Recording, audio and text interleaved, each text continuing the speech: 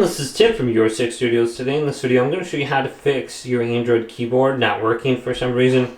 So we want to swipe down from the top right and go to settings, then go to apps, then we want to go to where it says see all apps, and we want to locate the Gboard.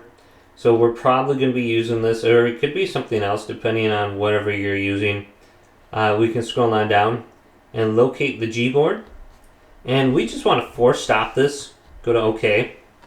And then we want to clear the cache under here. So we can scroll on down, and if we can see the option for storage and cache, go to clear cache right here.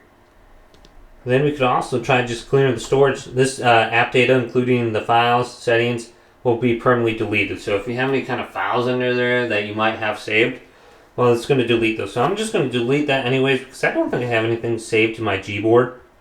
So now I can go back over here now, and it should pop up without any kind of errors or anything like that.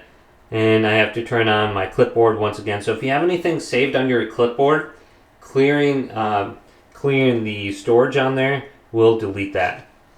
Now another thing that we could do is just simply turn off our phone. So if we go to power and just quick restart it, that works too in some ways. So we can go to settings now and scroll on down, and we can just type in keyboard on the top. Otherwise, I think this will be under system for me, keyboard. And then we have the on-screen keyboard right here. We got Google Voice typing, and then the Gboard right there. We got spell checker.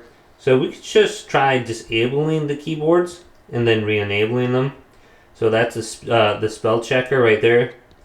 And then we can go into here, the keyboard. And we could try just turning this off and on under here. So we got the privacy settings. We could delete learned words and data. I don't think we need to do that at all.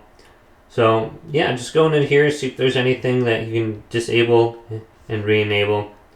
And it looks like everything should be working after we cleared the cache. So just let me know down below in the comments what worked for you.